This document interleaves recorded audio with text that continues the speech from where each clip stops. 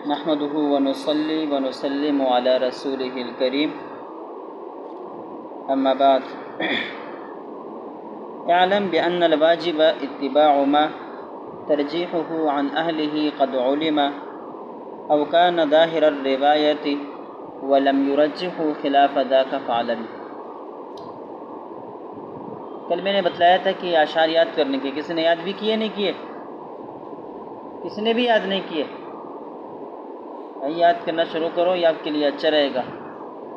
آج کل تو آپ چونکہ ذہنی اعتبار سے تشویش میں مبتلا ہے، کتابوں کو تلاش کر رہے ہیں، لیکن ایک دو دن کے بعد اس پر رٹا لگاؤ، صحیح طرح اس کو یاد کرو، آپ کے لیے فائدہ مند ہے۔ 74 اشعار ہے، زندگی بھر کے مزے ہیں، صحیح ہے۔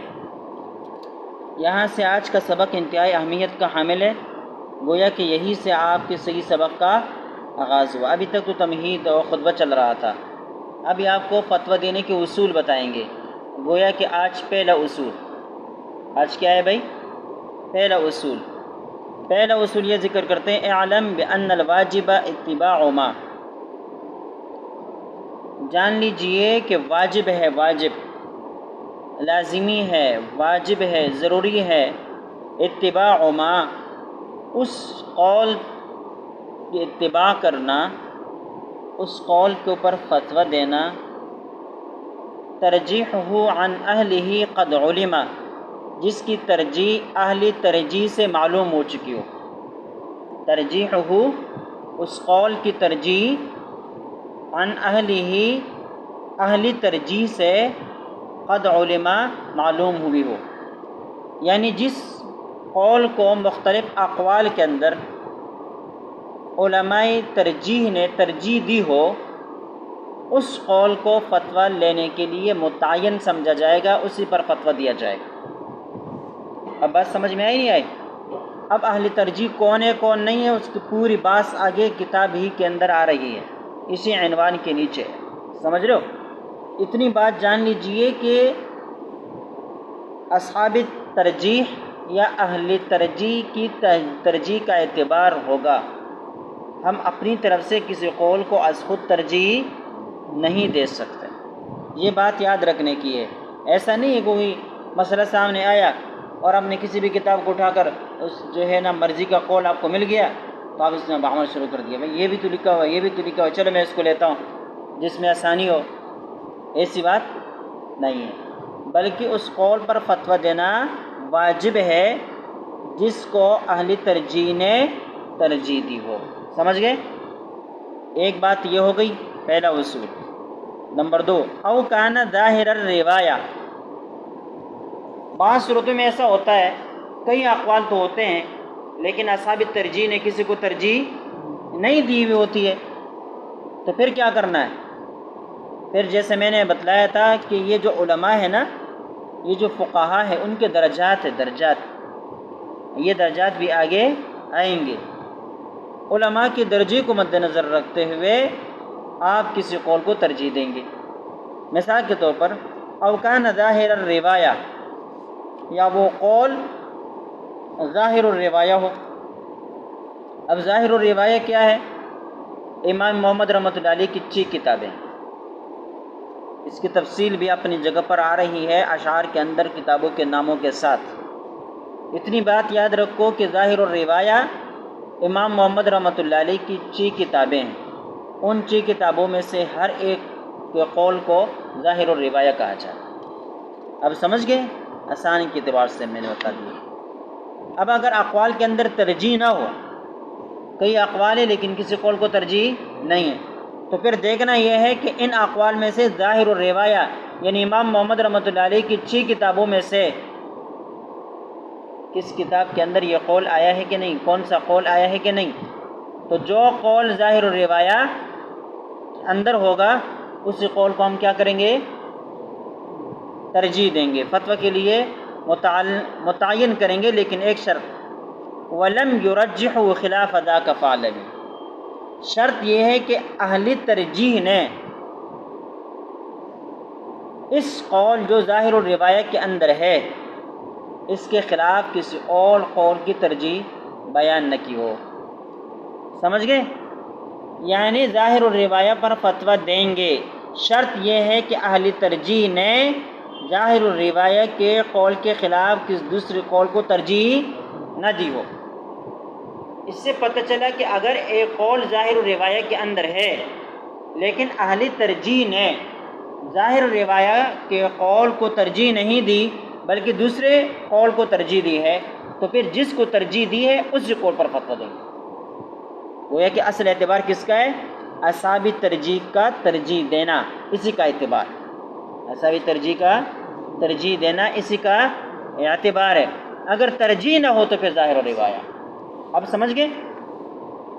او کان ظاہر الروایہ ولم یرجحوا خلاف ذاک فاعلمی، یا وہ قول ظاہر الروایہ کا ہو ولم یرجحوا اور اہل ترجیح نے ترجیح نہ دی ہو خلاف ادا کا، اس ظاہر الروایہ کے قول کے برخلاف، ذاک فاعلمی، یہ بات جان لیجیے۔ اب بات سمجھ میں نہیں آئی؟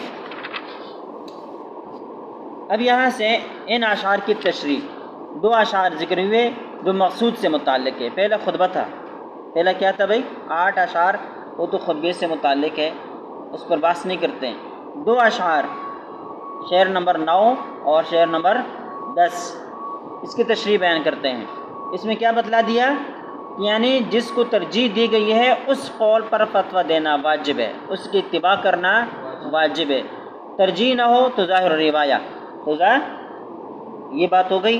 یہ آگے آپ کے پاس مدعا، اب اس مدعا کے اوپر یہ دلائل قائم کرتے ہیں علماء کے اقوال سے، بات سمجھ میں نہیں آئی، اور اس قول کی وہ تائید بیان کرتے ہیں۔ کہتے ہیں مطلب یجب اتباع الراجح ولا يجوز العمل ولا الافتاء بالمرجوح بالاجماع الا في بعض المواضع، یعنی راجح کا اتباع کرنا واجب ہے، ولا يجوز العمل ولا الافتاء، عمل اور فتویٰ دینا جائز نہیں، بالمرجوح، مرجوح قول پر، بالاجماع، اس پر تمام علماء کا اجماع ہے۔ ایک قول راجح ہوتا ہے، اس کے مقابلے میں جو دوسرا قول ہوتا ہے اس کو مرجوح کہتے ہیں۔ کیا کہتے ہیں؟ راجح آپ جانتے ہیں، رجح یرجح کا کیا مطلب ہے؟ کیا ہے؟ ترجیح دینا، بات سمجھ میں نہیں ہے، کسی چیز کو جھکانا، ٹھیک ہے؟ اب مرجوح ہے وہ جھکا دیا گیا ہے، اور جو راجح ہے وہ دوسرے کو جھکاتا ہے، دوسرے کیا کرتا ہے؟ بات سمجھ میں نہیں ہے، تو یہ راجح ہے دوسرے کو جھکا رہا ہے، جو دوسرا جھکا ہوا ہے وہ کیا ہے؟ مرجوح ہے۔ اب بات سمجھ میں نہیں ہے، لہذا اب راجح جو دوسرے کو جھکا رہا ہے، ظاہر ہے جب دوسرے کو جھکا رہا ہے تو خود اٹھے گا نا، لہذا اسی کو اعتبار کیا جائے گا۔ اب بات سمجھ میں نہیں آئی؟ تو کہتے ہیں مرجوح قول کے اوپر فتویٰ دینا یا عمل کرنا جائز نہیں ہے، بالاجماع، اس پر تمام علماء کا اجماع ہے۔ بات سمجھ میں نہیں آئی؟ مذاہب اربعہ کے فقہا کی عبارتیں یہاں آپ کو نقل کر کے بتائیں گے کہ یہ صرف احناف کا مسئلہ نہیں ہے بلکہ مذاہب اربعہ کا مسئلہ ہے کہ ہر مسلک میں جو راجح اقوال ہے انہی کے اوپر فتویٰ دیا جائے گا، مرجوح اقوال کے اوپر فتویٰ نہیں دیا جائے گا۔ یہی وجہ ہے کسی غیر مذہب کے مفتی کو اس بات کی اجازت نہیں ہے کہ وہ کسی اور مذہب پر کیا دے، ان کے قول کے مطابق فتویٰ دے۔ اب میرے پاس کوئی شافعی المسلک آ جائے، میں کتاب کے اندر شافعی مسلک جلدی دیکھوں اس کو بتاؤں، اس کی مجھے اجازت نہیں ہے۔ کیوں نہیں ہے؟ اس لیے کہ ہمیں اتنی گہرائیوں کا پتہ نہیں ہے کہ ان کے مسلک میں، مذہب میں راجح قول کون سا ہے کون سا نہیں ہے۔ اب بات سمجھ میں نہیں ہے، اس کے لیے ان کی بنیادی کتابوں جو ترجیحی اقوال پر مشتمل ہو ان کی طرف رجوع کرنا پڑتا ہے۔ بات سمجھ میں نہیں ہے، پھر ساتھ ساتھ جو ہے وہ دیگر قرائن کو بھی دیکھنا ہوتا ہے، دیگر دلائل کو بھی دیکھنا ہوتا ہے۔ بہرحال کسی مفتی کے لیے جائز نہیں کہ کسی اور کی کتابیں دیکھ کر ان کو فتویٰ دیں۔ اب مذہب غیر پر فتویٰ دینا وہ الگ مسئلہ ہے، وہ بھی آگے آ جائے گا۔ الا فی بعض المواضع، البتہ بعض مواضع کے اندر جو ہے مرجوح قول پر آپ فتویٰ دے سکتے ہیں۔ استثنائیات، ہر قاعدے میں سے کچھ نہ کچھ کیا ہوتے ہیں بھائی؟ استثنائیات ہوتی ہے۔ اب بات سمجھ میں نہیں ہے، تو یہ یہاں پر آپ کو صرف اجمالاً بتلا دیا، اس قاعدے سے بھی کچھ استثنائیات ہے، مستثنیات موجود ہے۔ اب بات سمجھ میں نہیں ہے۔ ای ان الواجب علی من اراد ان یعمل لنفسه او یفتی غیرہ، ان الواجب علی من، واجب ہے اس شخص کے اوپر، ارادہ جو ارادہ رکھتا ہے یا ارادہ کرے، ان یعمل لنفسه جو خود عمل کرے، اس کے سامنے مثال کے طور پر کوئی مفتی ہے، اس کے سامنے کوئی مسئلہ آیا، اب بھائی کوئی کام سامنے پیش آیا، اب وہ یہ ایسا کرے کیسا کرے، اب بات سمجھ میں نہیں ہے، تو مختلف اقوال دیکھیں تو اس کے لیے بھی جائز نہیں ہے کہ اپنے خواہشات کے مطابق کوئی بھی قول مل جائے بس عمل کرنا شروع کر دے کہ یہ نہیں تو اس نے تو لکھا ہے، یہ نہیں تو اس نے تو لکھا ہے، وہ تو مجھ سے بڑا تھا، جب وہ ایسا کرتا تھا تو میں نے کر دیا، کیا ہو گیا؟ بعض لوگ یہ بھی کہتے ہیں نا، تو کہتے ہیں یہ جائز نہیں ہے۔ ان یفتی غیرہ، یا غیر کو فتویٰ دے، یہ جائز نہیں۔ ان یتبع القول الذی رجحہ علماء مذہبی، کہتے ہیں اس پر واجب ہے کہ وہ اس قول کی اتباع کرے، اس قول کا اتباع کرے، رجحہ علماء مذہبی، جس کو اس کے مذہب کے علماء نے ترجیح دی ہو، اس قول کے اوپر فتویٰ دیں، اس قول کے اوپر عمل کریں جس قول کو اس کے مذہب کے علماء نے کیا دی ہو؟ ترجیح دی ہو۔ اب بات سمجھ میں نہیں ہے؟ فلا يجوز له العمل او الافتاء بالمرجوح، اس کے لیے عمل یا فتویٰ دینا مرجوح قول پر جائز نہیں، مرجوح قول پر نہ عمل کرنا جائز ہے اور نہ فتویٰ دینا جائز ہے، الا فی بعض المواضع، البتہ بعض مواضع کے اندر مرجوح قول کے اوپر فتویٰ دیا جا سکتا ہے ضرورتوں کی وجہ سے۔ بھئی ضروریات الگ مسائل ہے، ٹھیک ہے نا، تو ضرورت کی وجہ سے تو حرام چیز بھی آپ کھا سکتے ہیں، مردار چیز آپ کھا سکتے ہیں، خنزیر کا گوشت بھی کھا سکتے ہیں، وہ ضروریات ہے، تو بعض ضرورتوں کے وقت مرجوح قول پر بھی کیا ہے؟ فتویٰ دے دیا جاتا ہے۔ کما سیاتی فی النظم، جیسے کہ آگے نظم ہی کے اندر یہ بات آ رہی ہے۔ وقد نقلوا الاجماع علی ذلک، کہتے ہیں اس پر علماء نے اجماع نقل کیا ہے کہ راجح قول کا اتباع کرنا واجب ہے، مرجوح قول پر فتویٰ دینا جائز نہیں، اس پر تمام علماء کا کیا ہے بھئی؟ اتفاق ہے۔ اب آگے دیکھیں، عبارتیں نقل کر کے بتلاتے ہیں۔ ففی فتاوی الکبریٰ، یہ فتاوی کبریٰ جو ہے حاشیے کے اندر لکھا بھی ہے، شافعی میں دو علماء ہیں جو ابن حجر کے نام سے مشہور ہے، جو ابن حجر کے نام سے مشہور ہے۔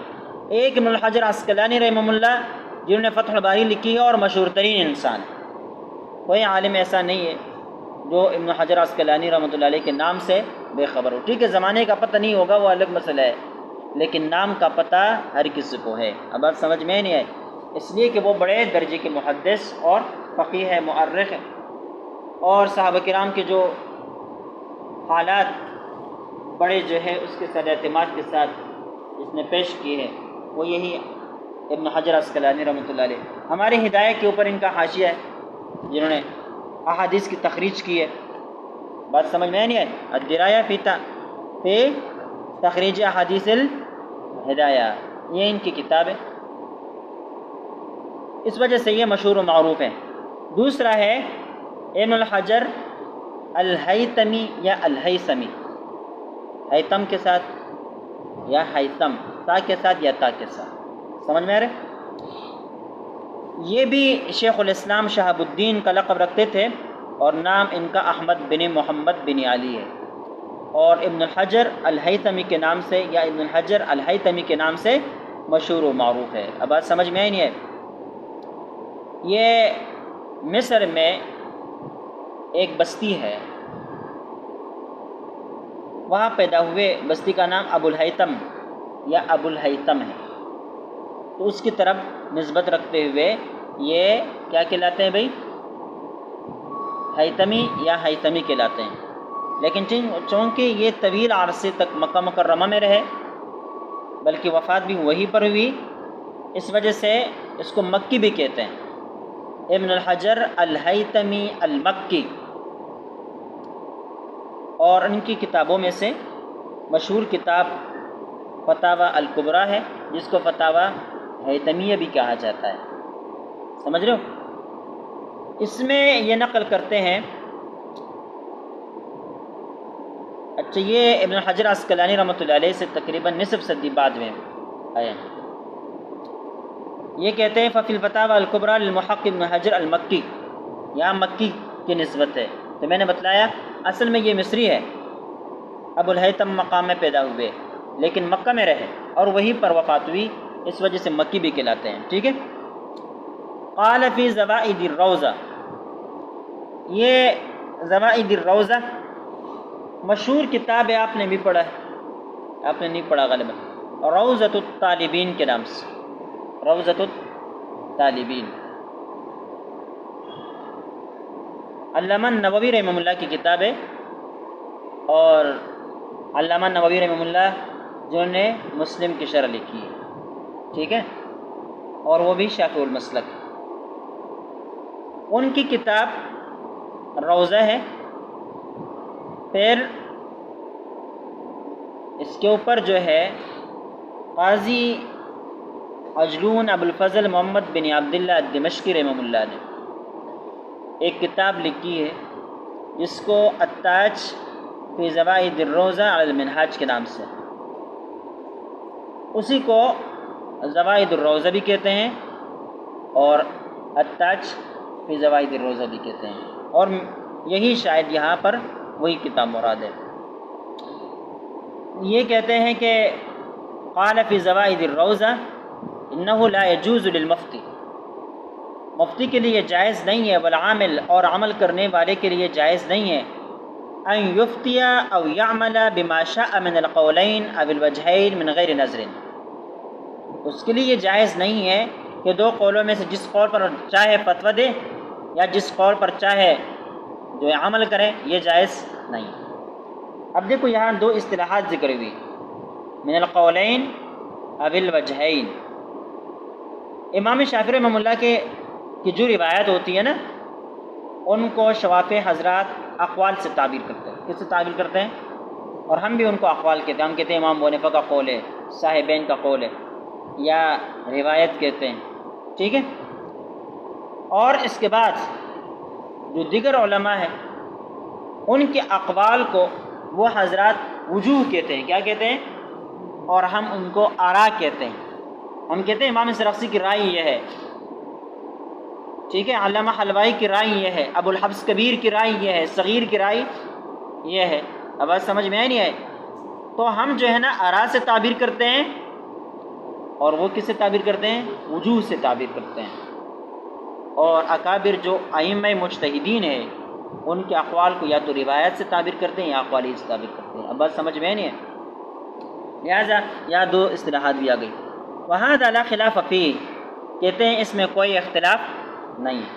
وَسَبَقُوا إِلَى حِكَایَةِ الْإِجْمَاعِ فِيهَا ابن صلاح، کہتے ہیں اس معاملے پر سب سے پہلے جس نے اجماع کو نقل کیا ہے وہ ابن صلاح، مقدمہ ابن صلاح کے نام سے مشہور اصول حدیث کی کتاب ہے، کبھی دیکھیے سنیے کہ نہیں اس کے بارے میں، مشہور کتاب ہے، اور یہاں میرے خیال سے ایک استاد مقرر ہے، وہ انشاءاللہ پڑھائیں گے بھی، بہت اہمیت کی کتاب ہے۔ تو ابن صلاح آگے اس کا تذکرہ نام کے ساتھ آتا ہے، ابو عمر عثمان بن عبد الرحمن ہے، تقی الدین لقب رکھتے تھے، یہ شافعی المسلک ہے، اور ابن صلاح کے نام سے مشہور و معروف ہے۔ یہ 643 کو وفات ہوئے، اس کا مطلب یہ ہے کہ پرانے زمانے کے عالم ہیں، آج سے کئی صدیاں پہلے گزر چکے ہیں۔ کہتے ہیں ان میں سب سے پہلے اجماع جو نقل کیا ہے وہ ابن صلاح رحمہ اللہ نے ذکر کیا ہے۔ والباجی، اچھا ابن صلاح شافعی المسلک ہے، والباجی اور باجی من المالکیہ، یہ کیا ہے؟ ممالک میں سے ہیں۔ یہ علامہ باجی رحمہ اللہ، اس کا نام جو ہے سلیمان بن خلف التمیمی المالکی ہے، ٹھیک ہے۔ یہ اندلس میں پیدا ہوئے، اور اس کے جس جگہ میں یہ پیدا ہوئے، جس بستی میں پیدا ہوئے، اس کا نام چونکہ باجا تھا، باجا، لہذا اس کی طرف نسبت رکھتے ہوئے یہ باجی کہلاتے ہیں۔ کیا کہلاتے ہیں؟ باجی کہلاتے ہیں۔ ان کی مشہور کتاب جو ہے وہ موطا امام مالک کے اوپر شرح ہے، المنتقی کے نام سے، ٹھیک ہے۔ بہرحال یہ حضرت کہتے ہیں والباجی من المالکیہ فی المفتی، وہ مفتی کے بارے میں کہتے ہیں وکلام القرافی دال، اچھا علامہ قرافی رحمہ اللہ یہ بھی مالک المسلک ہے، اور ان کی کنیت ابو العباس، نام احمد بن ادریس ہے، اور اسی کا لقب جو ہے نا شہاب الدین القرافی المالکی ہے۔ یہ 684 کو وفات ہوئے، 684 کو وفات ہوئے۔ یہ مصر کے ایک بستی قرافہ میں پیدا ہوئے، اسی کی طرف منسوب ہوتے ہیں، اس وجہ سے قرافی کہلاتے ہیں۔ کیا کہلاتے ہیں؟ قرافی کہلاتے ہیں۔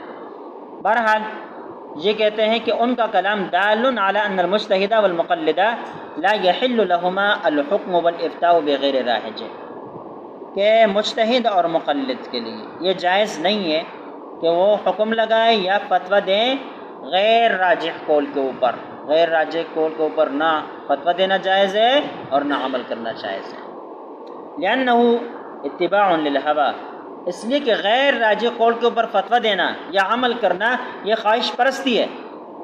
کیا ہے؟ خواہش پرستی ہے۔ ہمارے یہاں یہ بہت سارے جو تضادات پیدا ہوتے ہیں نا، اختلافات اعمال کے اندر، یہ اسی بنا پر ہے۔ ہمارے یہاں جو مشہور فراڈ ہوا، جو لوگوں سے پیسے لے لے گئے، اب اکثر مفتیان کرام نے فتوی دیے کہ یہ جائز نہیں ہے۔ آج کل 4G کمپنی ہے، اس کے بارے میں بھی لوگ پوچھتے رہتے ہیں، سوالات آتے رہتے ہیں۔ میرے پاس بھی کافی سوالات اس حوالے سے آئے، KPK سے بھی آئے، کراچی سے بھی آئے، لیکن یہ کاروبار زیادہ تر KPK میں ہے، پشاور میں۔ تو بہت سارے علماء نے اس کو ناجائز قرار دے دیا، کچھ علماء نے اس کو جائز قرار دے دیا۔ اب ہم اگر لوگوں کو بتاتے کہ بھائی ناجائز ہے، تو کہتے ہیں فلاں نے تو جائز قرار دے دیا، ہم کر رہے ہیں، فائدہ نظر آ رہا ہے، تو پھر کیا ہے بھائی؟ مرجوح قول کے اوپر بھی عمل اور فتویٰ جاری۔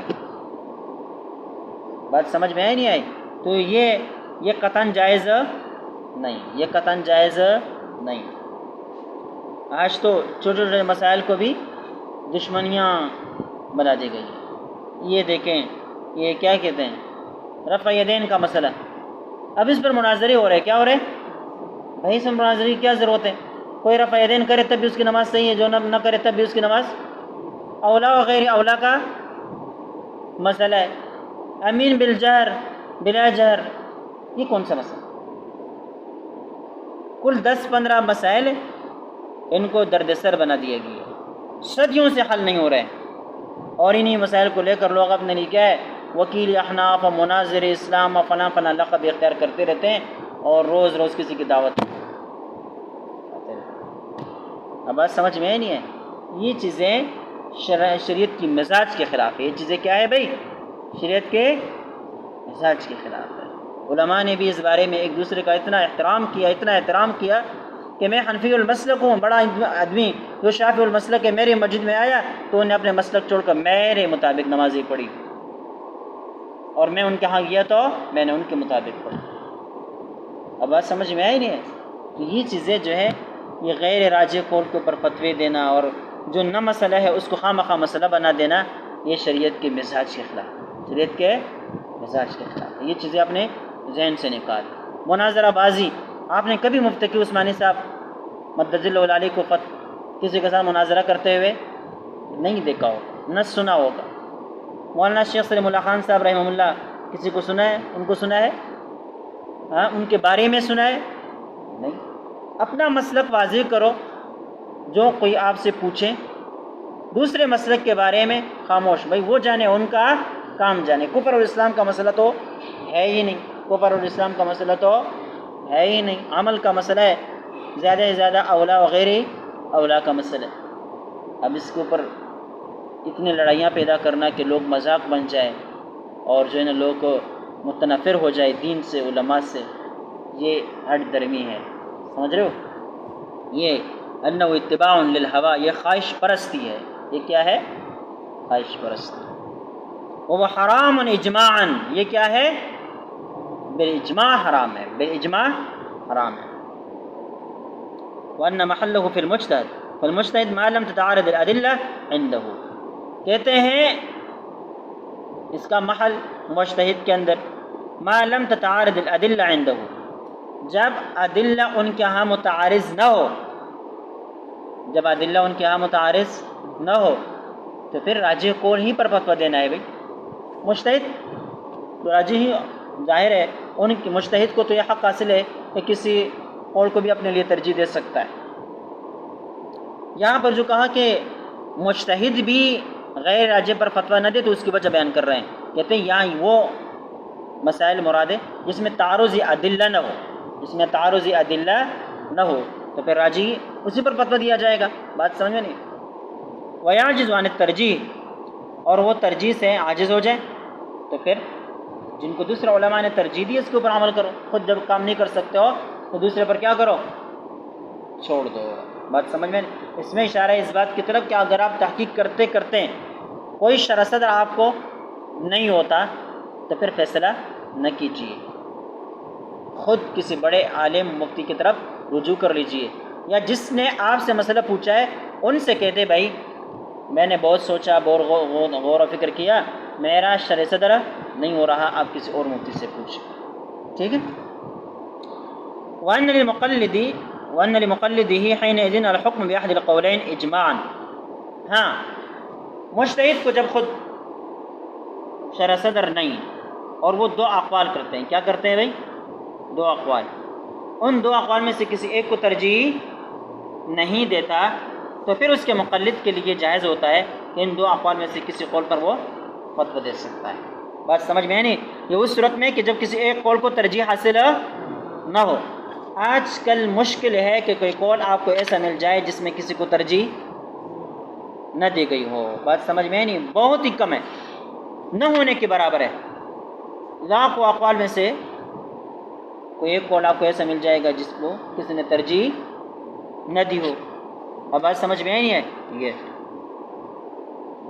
یہ جو مسئلہ آیا اس رمضان کو، یہ جو آدمی غیر ملک میں ہے، بہت زیادہ پوچھا گیا، یہاں تک کہ پر مجھے باقاعدہ لکھنا پڑا. غیر ملک میں ہو اور وہ صدقہ فطر ادا کر رہا ہو تو کس ملک کا ادا کرے؟ اب بات سمجھ میں نہیں آئی؟ اب دیکھیں آج کل جو ویڈیو بنائی جاتی ہیں، کلپس بنائے جاتے ہیں، لوگ اس کی اہمیت کو نہیں سمجھتے. سرحد کے ایک عالم دین نے چھوٹا سا کلپ بنا دیا اور وہ سوشل میڈیا پر چلا، پوری دنیا میں گھوما پھرا، یہاں تک کہ سعودی عرب سے، یمن سے، بحرین سے، افریقہ سے لوگوں نے مجھے واٹس ایپ کال کی کہ بھئی ایسا ویڈیو ہم نے دیکھی ہے، کیا کریں؟ اور یہاں ملک کی سطح پر بہت سارے لوگوں نے، دوستوں نے رابطے کیے کہ بھئی کیا کریں. اب اس بارے میں متضاد قسم کے اقوال یہ مفتیان کرام نقل کرتے رہے، لوگوں کو تشدد اس کے اندر ڈالا تھا. اور ایک فتویٰ یہاں پر بھی موجود ہے، اس میں بھی یہی ہے کہ بھائی جو مبتلی ہے، جس کو یہ مسئلہ درپیش ہے، اس کی مرضی ہے، وہ اس ملک جس میں وہ رہ رہا ہے فی الحال، جس میں وہ ہے صدقہ فطر ادا کر رہا ہے، اس ملک کے اعتبار سے ادا کریں، یا جو اس کی آبائی وطن ہے، ملک ہے جہاں سے صدقہ فطر ادا کرنا ہے اس کے مطابق ادا کریں. کہتے ہیں یہ جس کو مسئلہ درپیش ہے اس کی رائے پر. اب یہ مسئلہ اس کی رائے پر کیسے چھوڑا جا سکتا ہے بھائی؟ اب بات سمجھ میں آئی نہیں ہے؟ تو بہرحال جس قول کو ترجیح ہے اس قول پر فتویٰ دیا جائے گا، اس قول پر فتویٰ دیا جائے گا. وقال الامام المحقق، اچھا یہ ایک پڑھتے ہیں بس. وقال الامام المحقق علامہ قاسم بن قطلبغہ، امام محقق، یہ پہلے پڑھ لا نا، امام محقق علامہ قاسم بن قطلبغہ. قاسم بن قطلبغہ یہ حنفی فقہا میں سے بہت بڑے مشہور عالم دین ہے، قابل اعتماد انسان ہے. ابن حمام جو صاحب فتح القدیر ہے ان کے شاگرد رشید ہے، اور یہاں تک کہ تلمیذ ابن حمام کے نام سے مشہور و معروف ہو چکے. انہوں نے تصحیح القدری کے نام سے مشہور کتاب بھی لکھی ہے. یہ قطلبغہ کہتے ہیں، یہ مرکب لفظ ہے، اور یہ جو ہے الفحل المیمون یا الفحل المبارک، مطلب مبارک بچہ. تو یہ ظاہر ہے اتنے قابل درجے کے ہیں، اس وجہ سے کسی نے ان کو یہ نام دیا ہوگا. فی اول کتاب ہی تصحیح القدری، وہ اپنی کتاب تصحیح القدری کی ابتدا میں فرماتے ہیں انی رأیت من عمل فی مذہب ائمتنا بالتشہی، میں نے دیکھا ان لوگوں کو جنہوں نے ہمارے مذہب کے ائمہ میں سے کیا ہے ان کے بالتشہی کس پر عمل کیا؟ خواہش پر. حتی سمعت من لفظ بعض القضاة، یہاں تک کہ میں نے بعض قاضیوں کے یہ لفظ سنا، یہ قول سنا، هل تم حج، کیا یہاں کوئی پابندی ہے؟ یا کوئی پابندی ہے کہ بھئی امام محمد کا قول ہے، امام ابو یوسف کا قول ہے، امام ابو حنیفہ رحمۃ اللہ علیہ کا قول ہے، ہم کسی کو بھی لے لیں، ہم کسی کو بھی لے لیں، بھئی مرضی ہے. پوچھا کہ بھئی ایسا کیوں کرتے ہو؟ کہتے ہیں یہاں کوئی پابندی نہیں ہے. تو حضرت ان کے اوپر افسوس کا اظہار کرتے ہوئے کہتے ہیں میں نے یہ قول بھی لوگوں سے سنا، یا تو کوئی پابندی ہے ہی نہیں. بات سمجھے نہیں؟ تو سوالیہ انداز سے پوچھ رہے ہیں هل تم حج، کیا یہاں کوئی پابندی ہے؟ فقلت نعم، حضرت کہتے ہیں میں کہتا ہوں ہاں پابندی ہے، ہاں پابندی ہے. اتباع الہوی حرام، خواہش پرستی حرام. خواہش پرستی صرف قول میں نہیں، یہ مناظرہ بازی میں، دوسرے کو چیلنج دینے میں، اگر اس میں دین مقصد نہیں ہے، صرف اپنا مفاد ہے یا اپنی بلاتری کو ظاہر کرنا ہے، یہ کیا ہے؟ حرام ہے، خواہش پرستی ہے. یہ کیا ہے؟ خواہش پرستی. والمرجوع فی مقابلۃ الراجح بمنزلۃ العدم، کہتے ہیں مرجوع راجح کے مقابل میں بمنزل عدم کے ہے، بمنزل عدم کے ہیں. یعنی راجح قول کے ہوتے ہوئے مرجوع قول ایسا ہے جیسے کہ ہو ہی نہیں، جیسے کہ ہو ہی نہیں. جب وہ معدوم ہے تو معدوم چیز پر فتویٰ کیسے دے سکتے ہیں؟ سمجھ گئے؟ والترجیح بغیر مرجح فی المتقابلات ممنوع، کہتے ہیں ترجیح بغیر کسی مرجح کے متقابل اقوال کے اندر ممنوع، کیا ہے؟ ممنوع. آپ نے یہ لفظ بہت زیادہ سنا ہوگا، ترجیح بلا مرجح جائز نہیں. یہاں تک کہ آپ نے کہا منطق میں بھی اور نحو کے اندر بھی پڑھ لیا ہوگا، ترجیح بلا مرجح جائز نہیں ہے. یہاں پر یہ اصول ہے کہ بھئی دو اقوال ہیں، ان دو اقوال میں سے کسی ایک قول کے اوپر آپ فتویٰ دے رہے ہیں، کیوں دے رہے ہیں؟ کوئی دلیل آپ کے پاس ہونی چاہیے. ایک قول آپ کے پاس راجح کیوں بن رہا ہے؟ سمجھ رہے؟ اگر آپ کے پاس کوئی دلیل ہے تو ٹھیک ہے، ورنہ یہ ترجیح بلا مرجح ہے اور جائز نہیں. ٹھیک ہے؟